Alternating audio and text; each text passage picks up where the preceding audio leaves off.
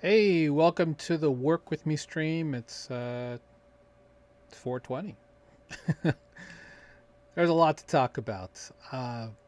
Man, what a weekend, guys. And I know that there might be a lot of people who may not know about what's going on, so we'll kind of talk about that. Uh, specifically with RS ETH, which is from Kelp DAO, Layer Zero, Aave, Uniswap, because the issues happened on Unichain. Uh, Then we have the Vercel issue. Lovable apparently got hacked as well. We're seeing a lot of crime uh, on the internet, whether it's on chain, Web 2 or Web 3. It's unfortunate. It's unfortunate, but we're gonna get through this because that's what we do here in DeFi. So this is the Work With Me stream. The point of the stream here is to go through my specific sources that I have, my RSS feeds specifically, uh, to help put together our weekly newsletter for our Beacon DeFi Mastermind members. They get this fantastic newsletter at the beginning of the week to kind of tell them about the news, more about our team's moves and what we're seeing right now. And there's a lot to really unpack here. So to really just kind of talk about what happened. RSETH, which is a liquid restaked rather, token on Ethereum. Sorry, there's someone calling me.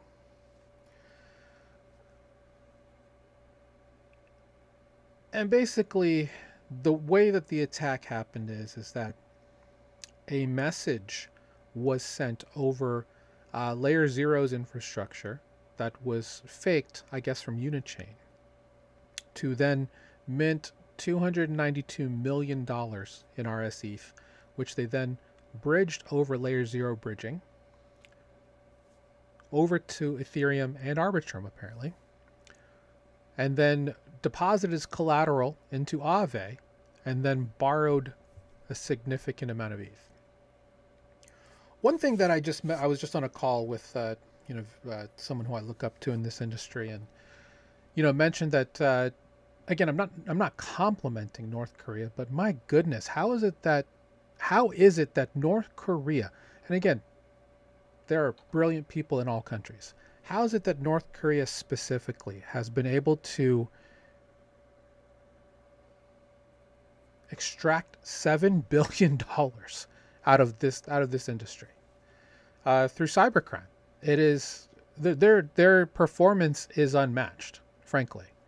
Uh, Now, Layer Zero has come out and said that they believe this is a DPRK related group, potential specifically trader inside of DPRK. And what I mentioned to this person I was talking to is that, and this is something that Charles Guillemet from Ledger mentioned, that who's the CTO of Ledger. They they showed restraint in this one. Yes, it was the biggest one, even eclipsing Drift. I think it's 295 million plus, because there's second and third order consequences here with toxic debt. Aave has frozen RS ETH markets as well as ETH markets across multiple blockchains, wrapped ETH markets. This is not a good look overall. Um,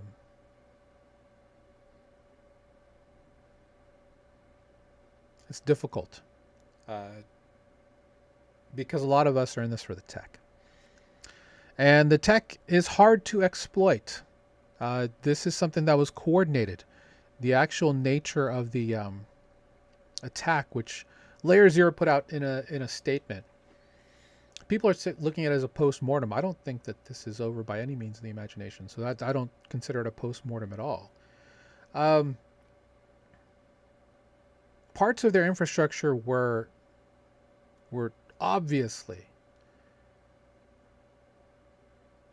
and I guess I should be careful with my words here.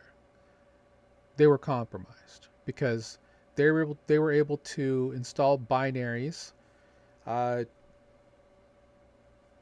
trick layer zero validators, or DVNs, the distributed validator nodes, to accept messaging from the RPC level, that the message they were sending was legitimate. And there's a whole bunch of other things to unpack, but still, at the same time, this is a terrible, terrible optic for an industry that I truly love. This is the future of finance. This is the future of how we're doing business. Somebody else, mentioned, and I want to say that I'm not going to be able to attribute it correctly, but somebody on X had mentioned that bank infrastructure has never really been tested in this way. Oh, I'm sorry. It was Michael Egorov from Curve. Because they've always had bailouts. Things get bad, there's a bailout. Now,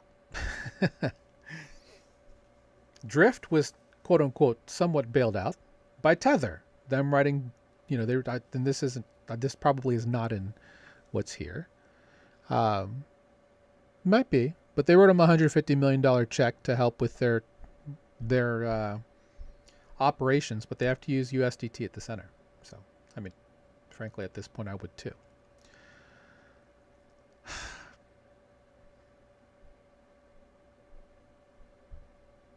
I mean, it would kind of be a drop in the bucket if Tether were to move forward on that to help out and just give money. Except, but the thing is that USDT 0 has to become accepted collateral, which for many years it was not on Aave. How ironic would that be? I guess it's not ironic. I mean, I'm not trying to grave dance or anything. I just want to make, it's just one of those interesting things that, Tether comes back around and is suddenly, yeah. Well, it's here. I can definitely just tell you right now, it's here in all the articles that I have. So let's go ahead and move on to them. Let me make sure that I have all of my messaging out. I believe that I do. Good. So we should be good to go.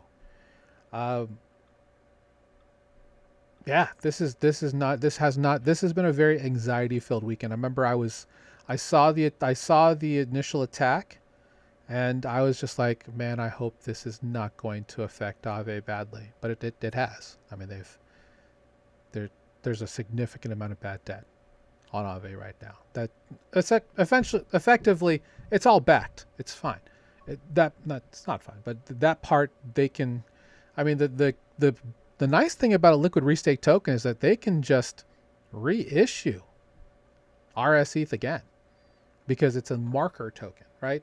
It's a liquid restaking token. It's just a validator token within a distributed validator node system. That's what liquid restaking is. It's not like because liquid staked is like the general liquid stake token, right? Like, for example, STETH from Lido. Instead of having to deposit your ETH into a validator and not have access to it because it's part of the network, you can go to a liquid staker like Lido that has a gazillion amount of validator nodes that they're using that you can just get a spot in, and then they're using your capital as part of their validator node consensus, and you receive a yield for that.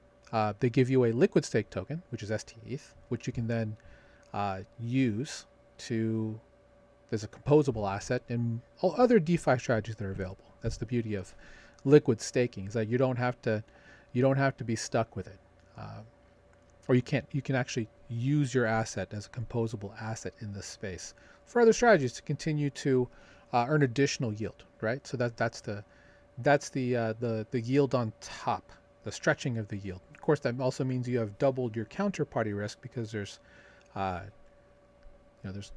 additional smart contract risk there as well as counterparty risk. But that's what makes DeFi great: the ability to have the composability, to have these quote unquote money Legos where you can go and use strategies to do multiple things that are out there. So what remains to be seen at this point is how far will the second and third order consequences spread out and become issues. Because Aave is one of those institutions that in this case cannot be in a bad spot, because that would be very bad for very many protocols. I remember back in the day, we always talked about, two things that we don't want to see. We don't want to see anything happen to Tether because of all the CEXs that use USDT as trading pairs and just a variety of things, or Aave. And, well, people are kind of curious. What are we going to do? What do you do here? There's a couple of options. I've seen multiple things out there. Desocialize the loss. I mean, there's a variety of options. I'm not going to comment on it because we're still within the 48 hours of it even happening. So there's going to be some time, some things, and I can already see that Kelp DAO has responded to Layer 0, because Layer 0 put out this statement that frankly was a legal shield, to quote my friend Logan, president of Stand With Crypto in Nebraska. It was very much a legal shield that said, shame on you for choosing poorly with regards to who your infrastructure provider is, which was theirs. And it's just one of these things you're just like,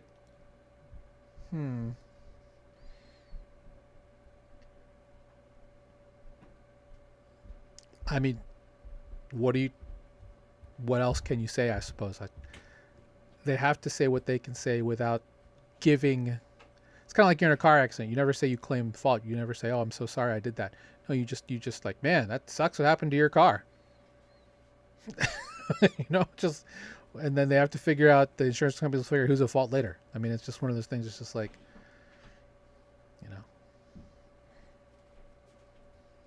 Anyway, let's go to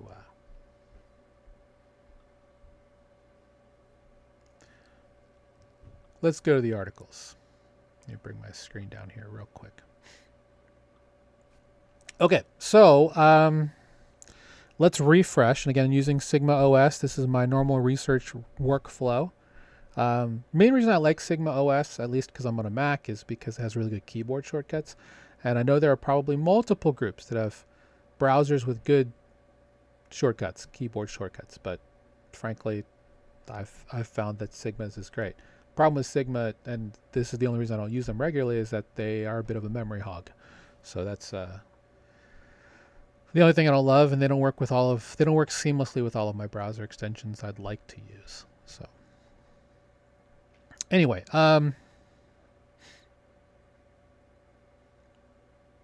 Ethereum whale opens a $90 million long. I mean, that's one way to support ETH, right? I haven't looked, but I don't think the unstaking queue is going nuts. So do most people even know this actually happened yesterday? That was the first. I mean, that's the other thing. I was like, do people actually know what happened with RSETH and Layer 0 and Aave and Uniswap? I don't know. I guess we'll find out. Comment to me if you heard about it, and we can talk about it for sure. That hasn't stopped big groups from coming in, right? Morgan Stanley 3 weeks ago put out their intention to do a Bitcoin ETF, and then last week, Goldman Sachs came out with their intention to do a premium Bitcoin ETF, which is, again, just seeing more of the integration that we keep talking about as TradFi and DeFi come together to just become Fi, right? But we are seeing a lot of outflows. I remember seeing the tweet yesterday, Mark Zeller, former member of Aave DAO, just telling everybody, just remove your ETH if you can. Fluid and 1inch are offering the ability for you to swap Aave ETH for some other ETH, so you can actually get out. Problem is you're taking about a 15 to 20% haircut, which for most people, they don't care. It's better than not being able to get your money at all, I suppose. So I would, obviously, none of this is financial advice, but choose carefully when it comes to, how much you want to keep in the system.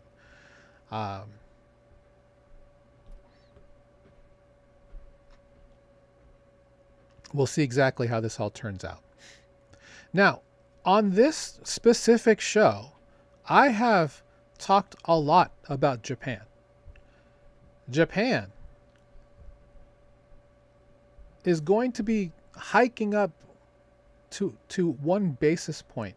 I'm sorry, to 1% for the for Japanese bonds. So that has always preceded a very terrible worldwide global economic issue. So June is going to be a very interesting month. May is going to be interesting just because we're no longer going to have Chairman Powell in charge. Assuming that he gets confirmed this week, Kevin Warsh will be the new Fed chair at the end of next month, because the term for Chairman Powell ends on May 15th. He's going to be a governor, though, as a Fed governor until 2028, so he's not gone. But we'll see how Japan kind of oddly somewhat leads what's going to happen.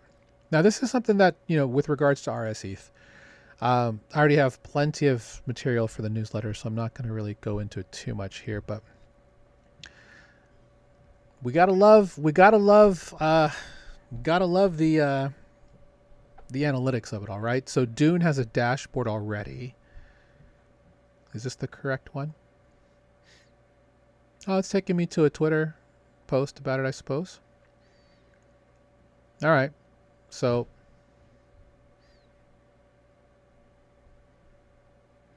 they've already gone through and they've found a bunch of groups that, oh, good. I kind of want to do it the other way, where the minimum required DVNs or distributed validator nodes from layer 0, because these are all layer 0 OFTs, is only 1. And I don't know if I'm going to be able to... Well, there's 146 pages. That's interesting.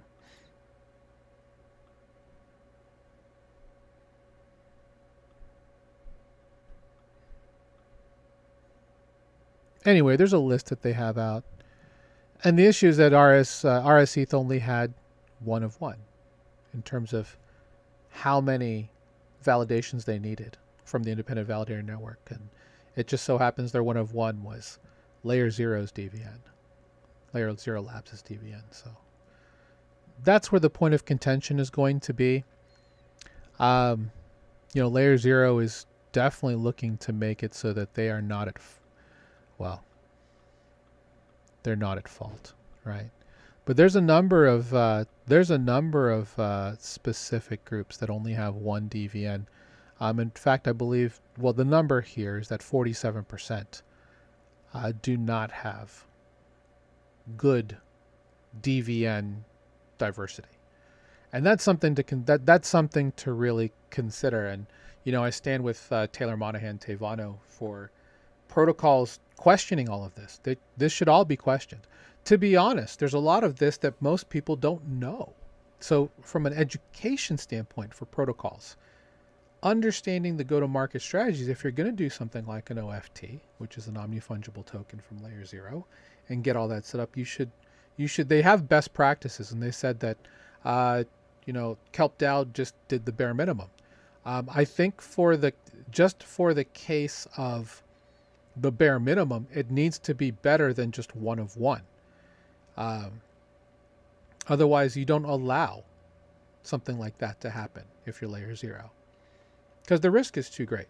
Yes, I know there's a security floor and you bring your own security by your choices, but make that barrier higher, right? Otherwise, even though they said there are no other affected OFTs, there's gonna be more if they continue this 1 of 1 nonsense. And then, other people are asking for circuit breakers, which is... Then you have the decentralization talk, right? How truly decentralized and permissionless is all of this? If there are circuit breakers, if there are kill switches, things like that. How do you have a fully, credibly neutral system? The kind of system that Vitalik talks about all the time for Ethereum. Now, there's also talk that if they would have just used Ethereum blockchain specifically on layer one, this type of mechanism is baked into the chain as opposed to what layer zero was offering. So either way, I can tell you that security in this industry is a very high premium. And if we cannot get the bare minimum to a point or to a place where everyday protocols, especially, I'm not going to say mission critical, but very high TVL protocols cannot afford more than the bare minimum, that is a problem.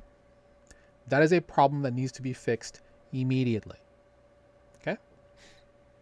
And I think that's kind of that's another take you can grab from this argument, is literally that, well, if a protocol has more than, let's say even $10 million, they should absolutely be, I don't want to say forced, but the bare minimum of what they should have from a security standpoint should automatically be raised, right? Because I know that like the Solana blockchain ecosystem, the security ecosystem initiative they're starting, has formal verification for protocols over 100 million TVL. I think that should be lowered to 10. Absolutely. There's too many smaller teams because there's less people in DeFi now. Let's be honest. There's probably less people in DeFi today because of what happened over the weekend. With not as much inflow, not as much TVLs that's around multiple protocols, we need to make it easier. We're only as strong as the weakest link, right? And if RSETH is the weakest link because it only had one of one, because that's all that, let's just say that they could afford, that's a problem. That's a big problem. Okay? Strategy with a 2.54 billion record purchase. And really the only reason why this is interesting now is because of the existence of STRC through Saturn and just some other groups who are doing things like it, where they're taking the, let's just call it the average 11.5% dividend yield from Strategy, and they've made a stablecoin around it. I think it's now these things are going to be of bigger interest because of things like STRC, and the ability to have stables and other strategies tied to the dividend yield that comes from, the Treasury Bitcoin holdings, or whatever digital asset is out there. It's only a matter of time before we see more of these in other assets. And again, Kelp DAO claims that Layer 0's default settings are what actually caused the massive $290 million disaster. Now, with that said, there's more. There's going to be more to come with regards to finger pointing, because there are multiple parties are at the middle of this. Regardless of how it happened, the problem now is that we have bad debt on Aave, and you guys are going to have to figure out how that's all going to be worked out. Good luck.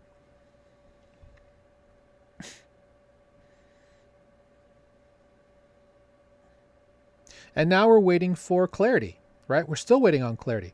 I saw something today saying that President Trump is going to be signing the bill today. That's not happening. And maybe I misread that, but that he will be signing the Clarity Act. At this point, they just need to get it past the floor through markup, because that's not happening today or tomorrow because of the nomination hearing for potential Fed Chair Kevin Warsh. We'll see exactly where this goes. Well, look at here.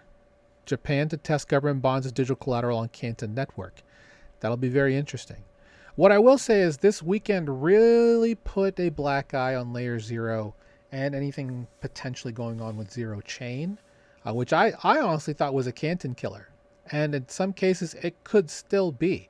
But I think after this weekend, I think the lesson that's going to be learned is that best practices needs to be raised and educated to everyone.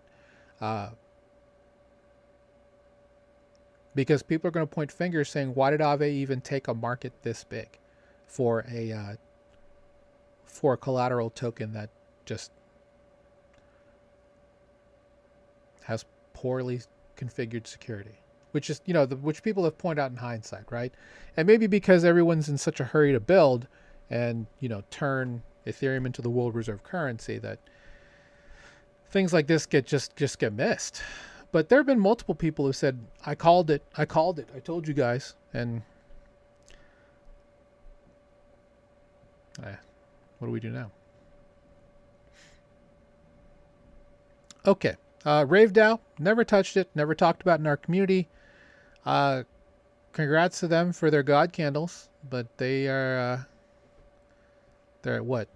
30 cents after being like at $14 or something like that. Well, falling knives. Don't try to catch falling knives because you're going to get cut. Okay. I haven't even, I've been out of the house. I had to do some emergency mechanical work on my vehicles this morning, so I haven't even looked to see where we're at. Well, we're continuing the sideways push, right? We're still crabbing. Potentially crabbing between 70 and 80 for quite an extended amount of time. So we'll see specifically how long this lasts. And until then, I mean, with everything going on with Aave and just AMMs in general, it's hard to recommend them right now. Hard. And I'm a huge DeFi guy. You guys know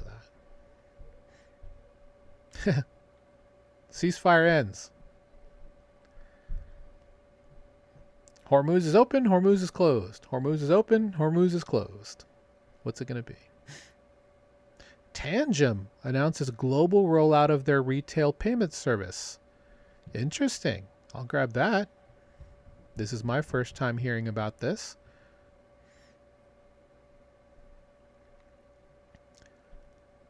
And if you haven't had a chance to check out our Friday podcast, which is called Beat the Banks, please do so. From last Friday, I talk a little bit about hardware wallets, mainly because of the issues that we saw with just a big crackdown on counterfeit Nano S Pluses coming from China. Again, you want to make sure that you're always getting your hardware wallet from the actual manufacturer or from an authorized store of the manufacturer. One thing I will say is people ask me all the time, what's the best hardware wallet to use? It's the one that you have. As long as it's EAL 5+ certified, and as long as it's going to be for cold storage, it doesn't matter which one you use, honestly. Now, if you're using something to do farming, like yield positions in DeFi, like liquidity types of stuff, Ledger's the only choice because it's the only one that is accepted by multiple ecosystems. Now, if you're only going to be doing that on Ethereum, then you have multiple options. There's Ledger, there's Trezor, there's Grid Plus, there's Keystone, there's Tangem. Does Tangem work? I don't know exactly if Tangem is supported, from that. But you can go to someone like Rabby. Rabby accepts like 12 different hardware wallets on EVM. So, it's all about your comfort level and just making sure that, again, if you're going to use a hardware wallet that's cold storage, it is only cold storage. Get another hardware wallet if you want to do it for specifically for hardware stuff. I mean, sorry, not for hardware stuff, for yield farming or liquidity positions. All right.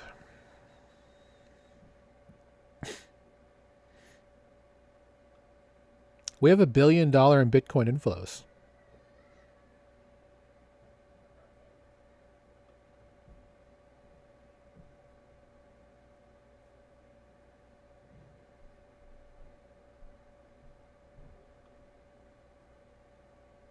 Well, let's find out.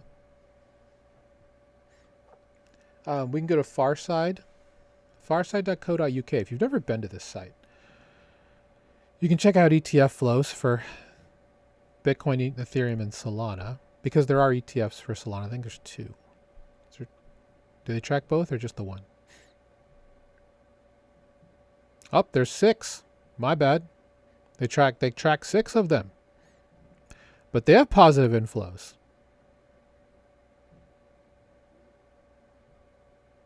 for the entire month. That's good to see. So Bitcoin. Yeah, look at that. Massive inflows last week. 663 million. Actually, if you count the entire week, so it's a little bit more than $1 billion.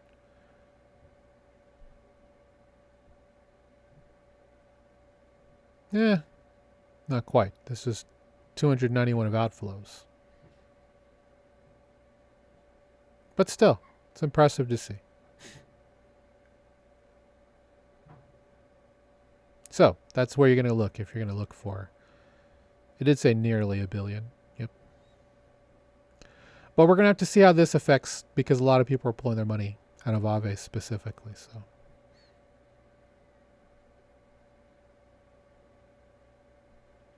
Interesting how MasterCard plans to settle card payments with stablecoins.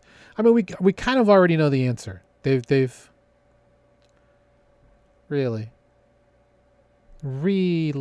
Now this is news, because they were all about USDC. What happened?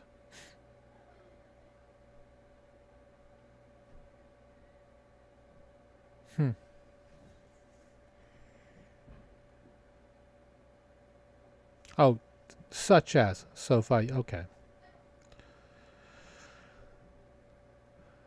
That's an interesting frame then. Yeah, by leveraging its multi-token network, USDC is still prominently in the purview of MasterCard, at least as of last June, when I talked to the head of North American operations in New York.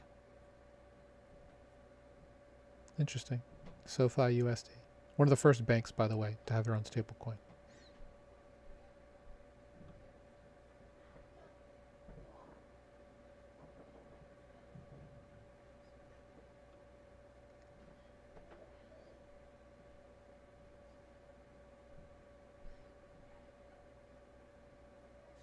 Likely behind. They don't truly know if it's. And I know some people are talking too. Was this an internal? Was this a team thing? That's not out of the question. Again, I'm not going to speculate here, but that's the first thing that most people attribute, especially in today's world. Is like it must be a team, an inside job, right? Because how could you allow that to happen on any level, whether you're Kelp DAO or Layer 0, right? Oh yeah, Compound also affected here, by the way.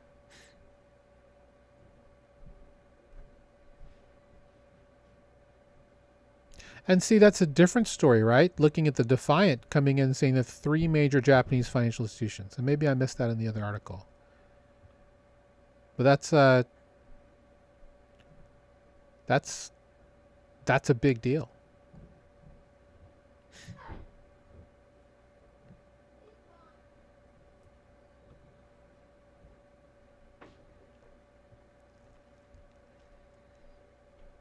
Polymarket in talks to raise $400 million on a $15 billion valuation. Huh.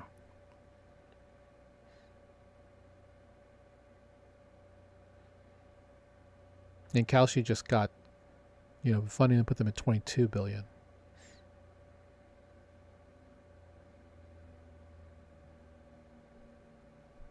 Yeah, there's just way too much social engineering going on right now, guys. It's really, really, it's depressing is the word I would use. The numbers of really bad socially engineered hacks that people are looking at. It looks like the Vercel issue was from a developer using a tainted version of context or content.ai, one of the two. That's how that happened. They were able to get to a certain point. There's articles around if you have a Google Workspace, you can check to see if you've been compromised. Either way, rotate out your secrets. There's guides on how to do that. I would definitely say if you're a Vercel user, I have only used Vercel for one type of prototype, so I think I'm okay, but I can just delete it if necessary. But this is the type of stuff that is just awful. ETH.limo, this is a Web3 domain. Yeah. DNS attacks are a thing, guys, and a lot of them are through compromised keys, through social engineering. You got to have better OPSEC for your team members. Bake it into their head that they have to be the penultimate holders of operational security in your organization, because they're really the first line of defense, not the last, the first, and you never want them to get past the first.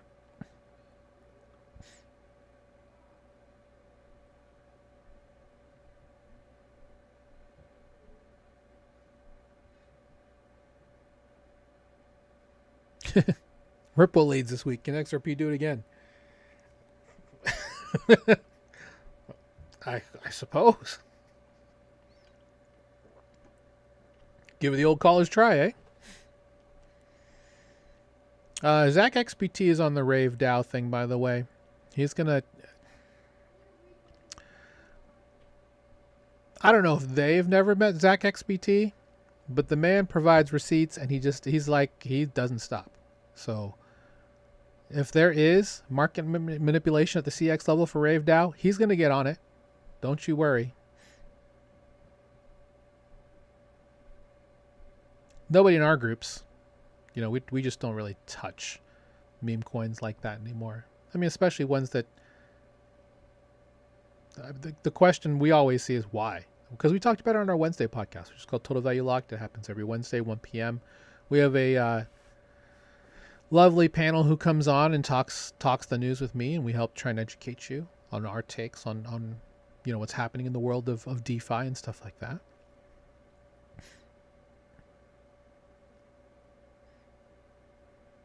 One person holds the keys to 200 million of a project's crypto. His co-founder says that's absolutely correct. There are multiple groups out there that have burned the keys to their projects, so they can never rug you from a governance standpoint. More projects should consider doing this. I know that it can be kind of like a Viking funeral and just like not the best way to go about it, but I mean, we've seen that multi-sigs can clearly fail and fail gloriously. So it's like, after you see this, it's like, what's the next thing? What's the next shoe to drop, right? What's the next domino to fall?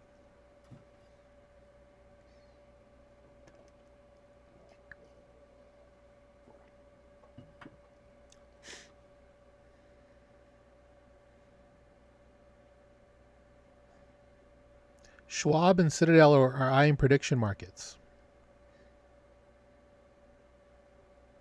but are looking to steer clear of sports offerings.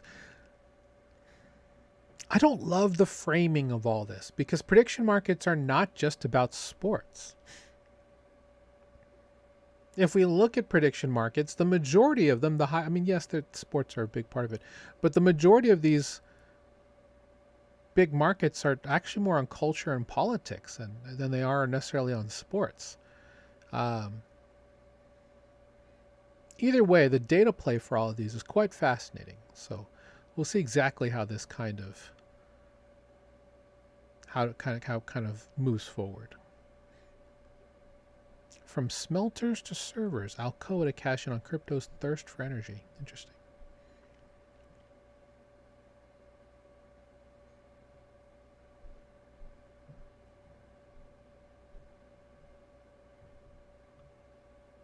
Yeah, this is the thing that scares me. And I talked about this last stream, I believe, for this, and as well as on everything. This is not a good look for Asians. Myself being Asian, I worry that my integrity comes into question because now people are just going to ask, you don't work for North Korea, do you? I'm like, no. But if it's true that more than 100 North Korean IT operatives work inside Web3, at more than 40 of the best protocols that are out there, I mean, they've got the keys to the castle. Like I said, it is staggering. It is crazy to me that they've been able to extract $7 billion from Web3. $7 billion. And they're responsible for some of the worst exploits ever. And the sad part is that they know how all of this architecture works. And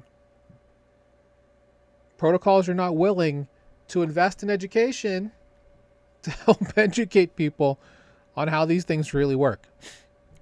Not saying I know how everything works, because I very much don't. But there's a lot of things I do know how they work. And yeah, not enough people know how these things work. They're just going to bring in people that are just going to make decisions without understanding the interesting.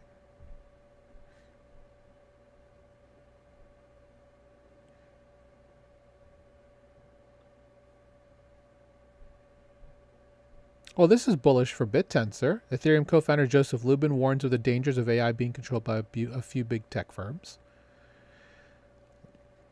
Yes. AI should be decentralized. Very much so. I'm long time bullish on BitTensor, because it shouldn't, the innovation and the ownership of the word should not just be just tied to like 3 or 4 big firms, right? There's really great work being done by the teams at places like Morpheus, which is also, tied to Venice, and various other groups, BitTensor and all of their working groups, their subnets. There's a lot of really good work being done in decentralized AI. It should not be owned by Anthropic or OpenAI or any of the other big names that are out there. Alibaba, whoever else you want to talk about.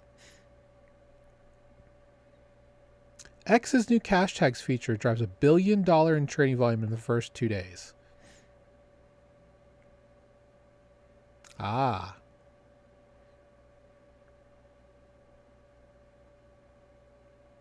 I mean, this is not new. They've talked about doing cash tags forever. They were supposed to use it with Tezos or eToro. So I don't know what happened with that, but I guess Wealthsimple is for Canadians.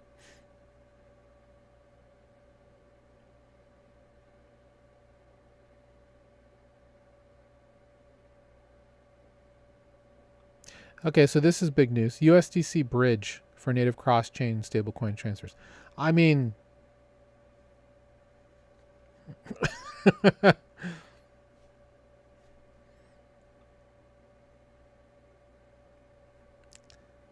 yeah, I have this on a tweet, but still.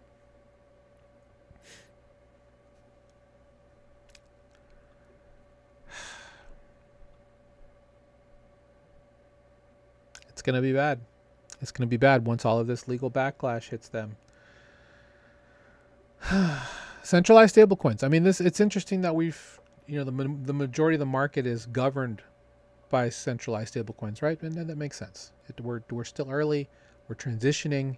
So, Tether and USDC making up, let's call it 85% of the market at this point, with Athena being a distant third.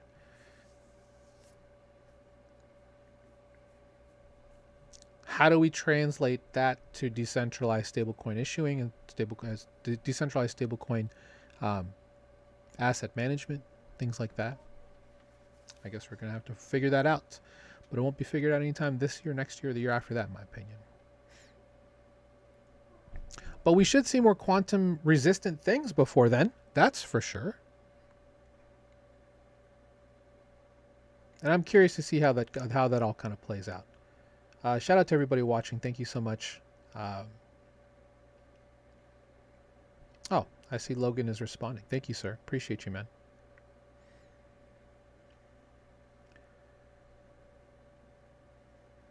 I'm gonna try and stay somewhat positive about what's going on, because DeFi has always come back, right?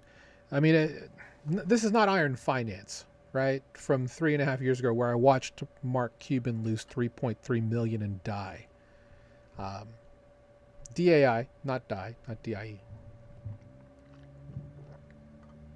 Live on Polygon. But this is bad. But this is going to, this too shall pass. And essentially, this is the hope. Better technology is going to rise to hopefully plug all of these holes. Now, like I mentioned, the issue with, well, rather just the idea that North Korea, if this is trader, showed showed specific restraint by not just trying to bankrupt the whole system, because to be frank, they also need DeFi to live in order for them to continue to extract, right? They could have done 292 billion and it would have just killed everything. But they didn't do that. They kind of like in poker, they just kind of looked and checked to see how much they could bet that they hope someone will call. Regardless of what that is, this move has harmed Aave to a degree, right? Whether in people just pulling their money out, whether in terms of bad debt, and now in terms of, what's going to happen next. Now, as much as, we poo-poo on Justin Sun from here and there, he's got a point in the idea. And let me see if I can find the...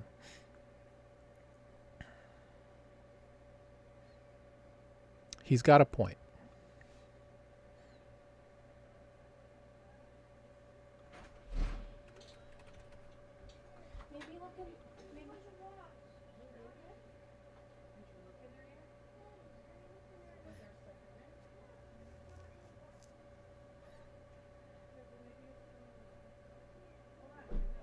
Oh wow, he went to Kyrgyzstan. I know very little about Kyrgyzstan, but he had a point. He said this: how much do you want? He can't spend the 300 million in ETH anyway. That is most likely true.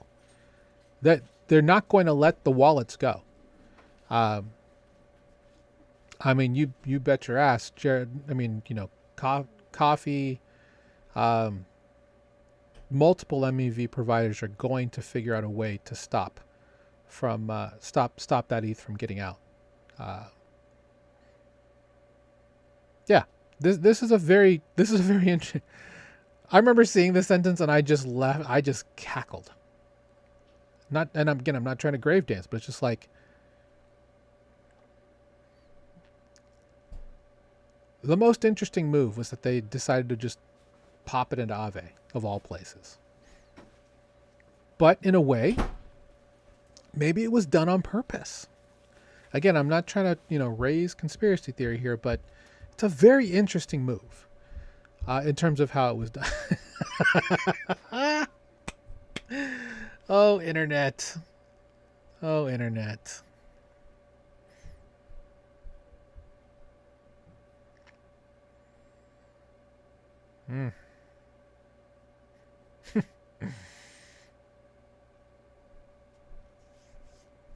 I mean, what more can I say? That is... Oh, that's a wild response. All right. Let's double check and make sure there wasn't anything else that is interesting here. There really isn't anything else that really has come up over the weekend outside of that. It was a fairly quiet weekend, strangely. Even with everything. The ceasefire clearly brought markets back. I don't know what's going to happen now, but we'll see exactly how the sanctions and just if they're going to be sanctions. Because at this point, Iran has a bit of leverage. Let's be honest. I don't know what's going to happen next. And I read this report that, he wanted to nuke Iran over the weekend, but Raising Cane, General Kane had to talk him out of it. I'm just like,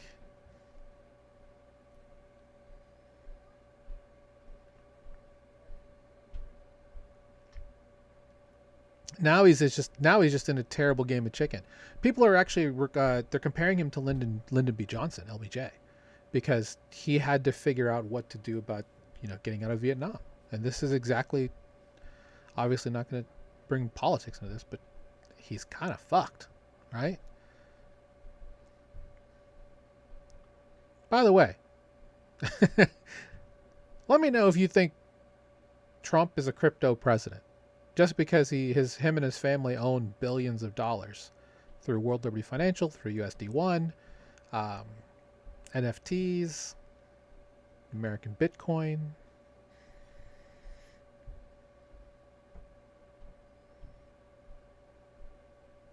Seems like the honeymoon's over for a lot of people in this space. because Trump brought the highest of highs to a degree to the retail crowd, right? And then Melania came in $5 wrench attack that into oblivion. And yeesh. I do wonder why more people don't talk about that. Because it's obvious that it's not part of the Trump family holdings, right? As much as they want to say.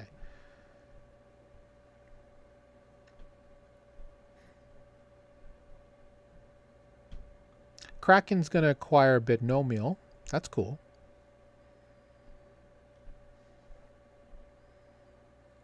I mean, sure. Cited Binomial's regulatory licenses. Yeah, of course.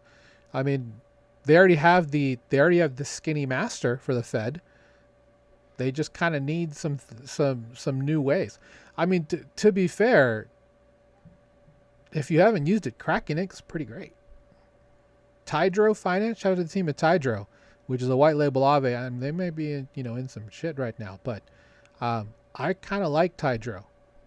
I mean, I do like Tidro. I think it's a great spot to park funds.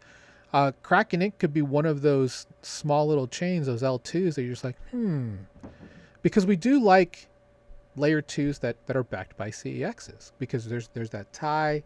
Specifically in the case of Kraken, they're looking to create the same Kraken experience but just on chain. So they've got they have some really fun things, I think, that are cooking that are going to make some noise. I mean, they own Backed as well. So we'll see what Kraken does in the next 18 months. I think they're going to become a pretty big seat at the table. So we'll see.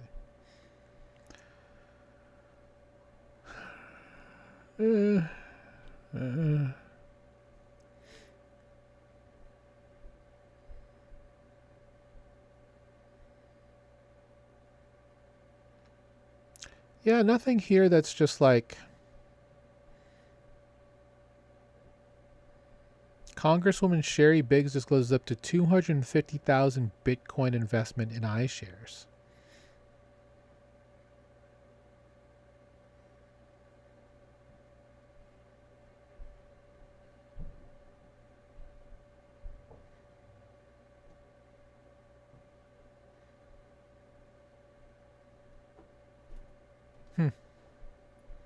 I didn't see that.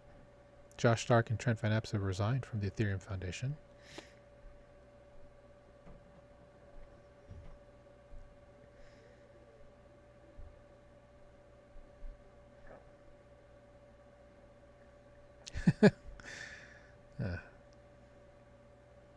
No more trust me, bro governance? Are you kidding me? That's what DeFi is all about. All right. Well, here's the front page of Google News for crypto.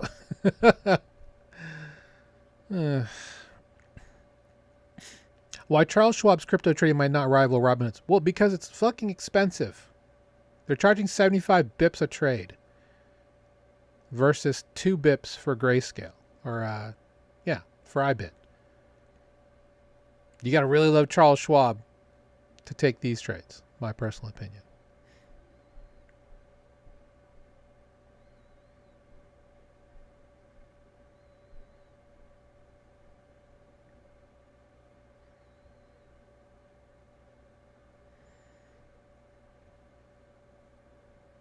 Nothing here. We'll check out DeFi Llama. And let's go to DL News. As opposed to Llama Feed, just because we've already seen quite a few of these. Cookies are good for us. Yes, they are. Depends on the type of cookie. Tell me what your favorite cookie type is. I'm a big fan of oatmeal raisin. Although my favorite is a thumbprint cookie. The type where there's a little well in the middle, and specifically a raspberry jam thumbprint cookie. Probably my favorite. Although a lemon thumbprint cookie is quite good as well. A little bit of powdered sugar on top. Send my diabetes into a frenzy.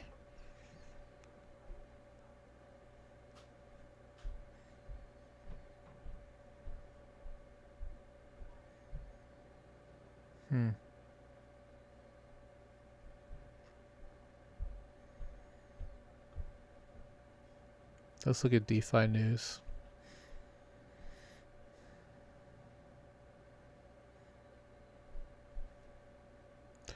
Yeah, like I said, Circle is in for some legal issues.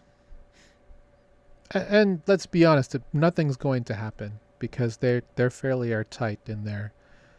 It just looks bad. It's like,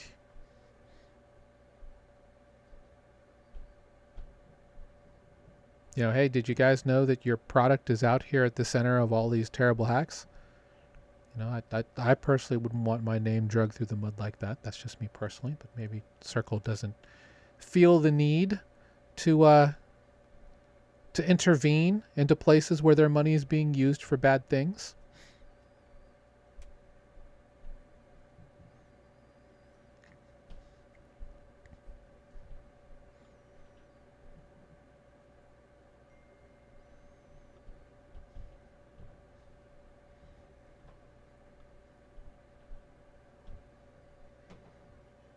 Oh, I thought I already reinstalled my eCam thing.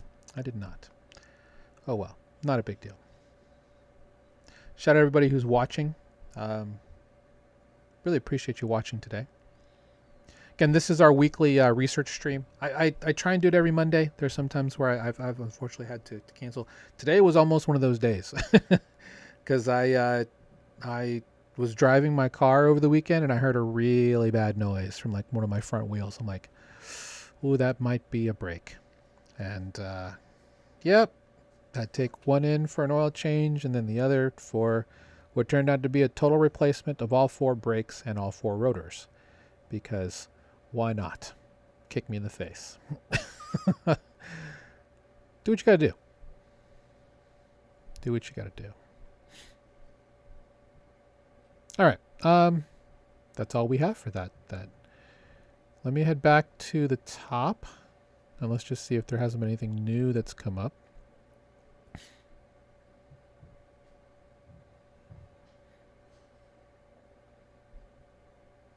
That's kind of funny. Only 5 times, huh? Okay, so this is interesting. I saw this on Twitter as well. So agentic.market. So we're in this weird, and I'm just going to say weird because it's not something we're used to. At some point, the majority of users in DeFi are going to be agents doing so as a proxy for regular investors. Frankly, it should have happened sooner, but we didn't have the AI boom like we've had in the last 8 months, right? And that's mainly because human error is a thing. Humans fat finger. Agents can fat finger, but most likely they won't as long as you give them correct instructions. Even though I did a presentation on concentrated liquidity and those mechanics on Friday, and why it's great and why we push that above everything, we're not that far off from agents taking over those positions, saying, hey, find me a position here, open this, and then rebalance at this level and auto compound my rewards, continue to take my rewards once a week and putting it back into the position. That is as why that's not a big thing now is frankly beyond me. But I think that's the way that it's going to work.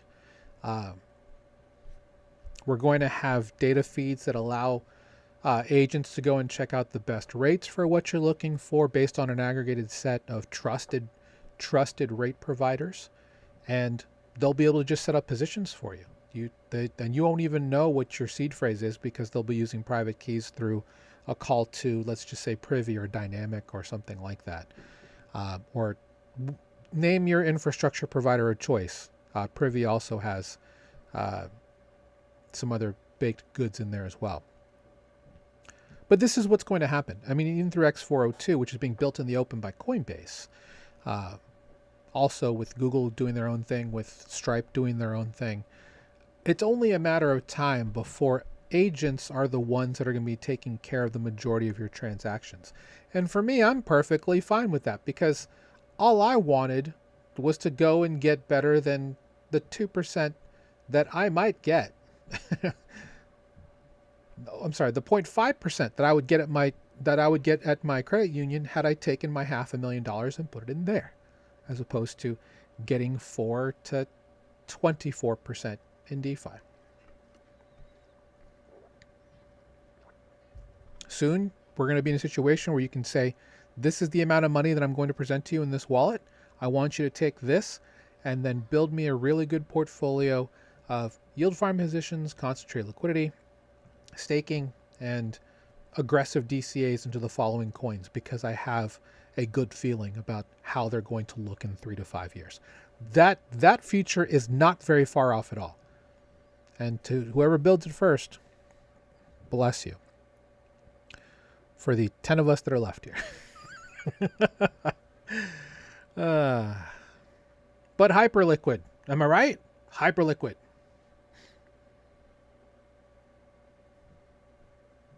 No, really. Really excited about what Hyperliquid's building. Once we get agentic stuff onto Hyperliquid, frankly, it's game over, in my opinion. They've got too much overlap with users that are just brilliant and really great traders and liquidity providers and arbitrageurs and stuff like that. Yeah, unless something like what happened over the weekend happens. Hyper EVM might be the play, guys. That's all I'm saying. Hyper EVM might be the play. Anyway. I mean, this is all good. This is the stuff that we're hoping for, right? This is fine. This is exactly on plan as to where things are going to go. Now,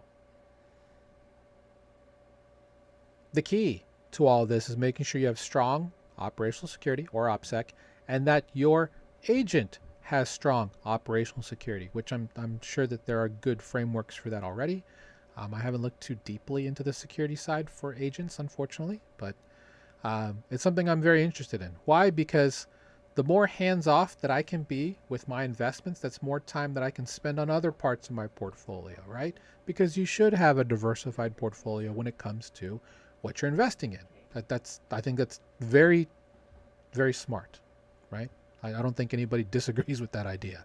You don't want to be, as we call it, tits long in crypto. Never ever. You want to have good diversification, whether you're doing T-bills, whether you're doing real estate, mutual funds, anything that's out there, Indonesian fish markets, whatever.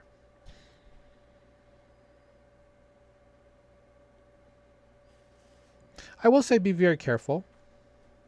Lessons learned from a lot of groups. You don't want to be in a situation where you go to a foreign market and you have no way to cash out. That's bad. So just kind of keep, ooh, what am I doing here? What on earth?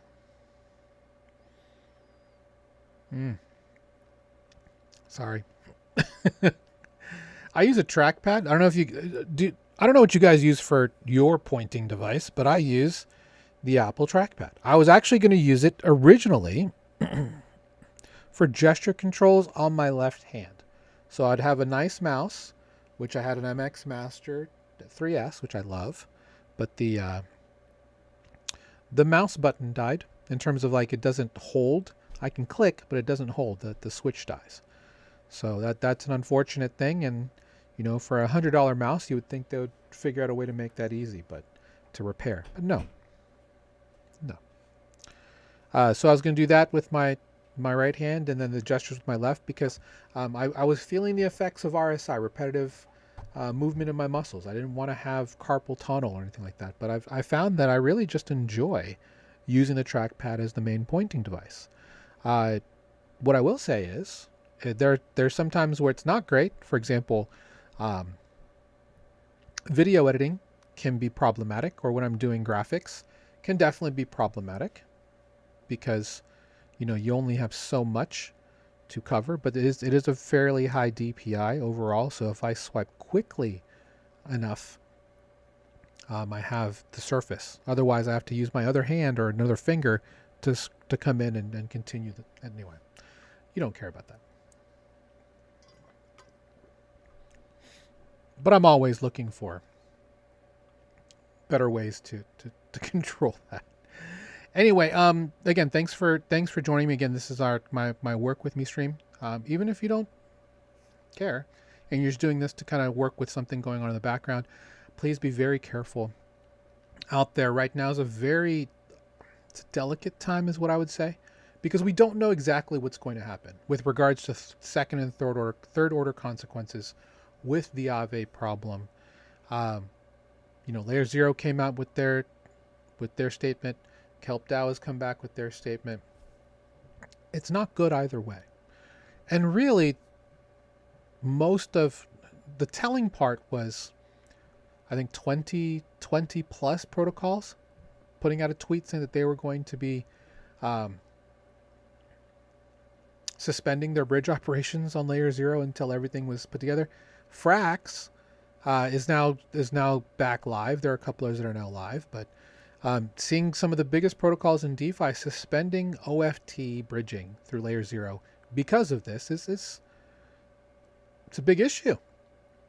So hopefully better security, better education, better go-to-market strategies will come to light from multiple protocols on what people should be doing. Because let's be honest, layer 0 is not going away. They are one of the largest interop groups here, and interops stick together. Axelar came out with a huge message of support for layer 0, and I do hope they get this fixed, because I really enjoyed the ideas that they were putting out with Zero Chain and how it could be the future of how things are going. But as I said in the beginning, if you have a low barrier to clear for the majority of protocols here, we've got to raise that. We have to raise the bar, guys. Just simple as that. 1 of 1 DVN to send a message should not be the standard. It should be at a very minimum 2 of 2. And if you're 1 of 1, it cannot be layer 0's DVN. That's the default. Because that got pwned. Let's be honest.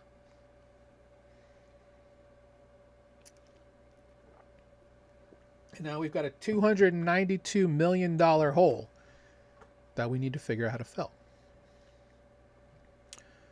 To anybody who holds RSETH, hopefully things work out. And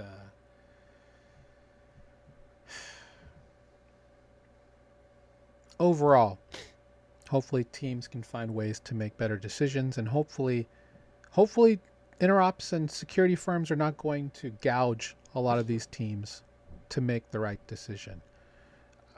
It should be the bare minimum, honestly. And it shouldn't be, look, I know how expensive audits and security things are, right? It's a little insane.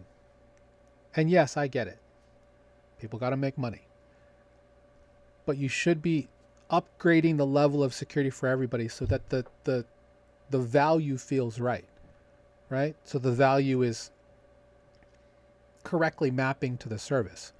If people are spending 6 figures on stuff like this just to even get off the ground, we shouldn't be seeing stuff like this at all.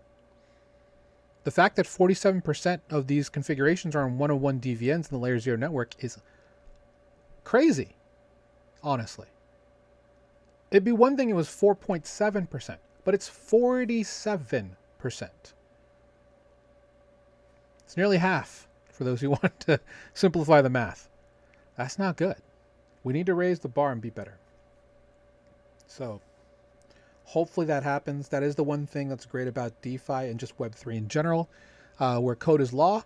It hardens the system. It will be easily very difficult for them to find after this another vector, which then frankly they probably will. But at the same time, it's not as easy as it used to be. So that's the good thing, right? The system's going to get harder and harder to penetrate moving forward. So stay safe out there, obviously. Man, all things considered,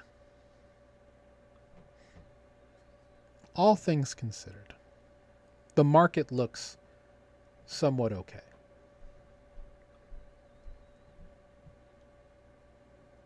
I mean, there's more factors, obviously, that'll drive the price of Bitcoin up and down. But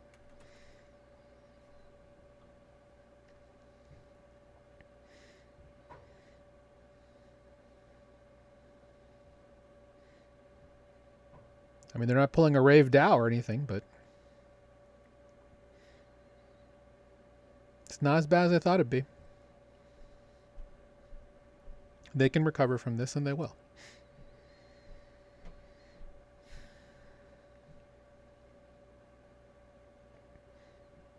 And hopefully it brings everything into question, because it needs to. Bring all the security things into question. We don't want to see this anymore. I mean, we're in April, and we've seen a ridiculous amount of exploits so far this year.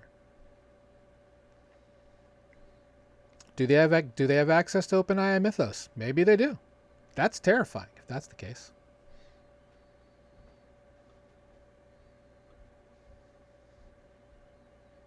Got to build up some trust, guys. Got to rebuild the trust. Anyway, again, we do this every Monday here on my DeFi Professor stream. Again, if you're looking to follow me on socials, please do, at the DeFi Professor. The only place I'm not there is on Twitter, which is C Soriano, which is my first initial, my last name. Appreciate the support and your continued support to help get me to help educate and onboard others here into this space, because I care. And I want people to know that there are fantastic mechanisms here in this space to get the best risk-adjusted return that you can anywhere here in fintech. And yeah, I'll call it fintech. Why not? Because it's financial technology, is it not? Blockchain tech. And I am here for the tech. We're not here for the money anymore, are we? I was just telling somebody that too. I'm like, sure as hell isn't for the money anymore. So anyway, stay careful, stay safe.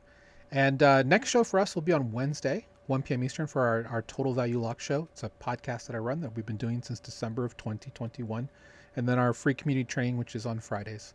You can find it on the YouTube channel. You can find it on my Twitter as well. All the replays for that. And if you know anybody who's crypto curious, please let them know. Would love to talk to them. I am coming out soon with an ebook. I keep thinking I need to rewrite it because of everything that keeps happening. But overall, the idea is I want to make DeFi accessible to everybody. Everybody deserves to have access to these fantastic tools. And we deserve to have a nice, secure system that continues to improve, which it will, moving forward. Still bullish on DeFi, not going anywhere. And hopefully you won't be either. Take care, guys. 07. We'll see you next time. Have a great day.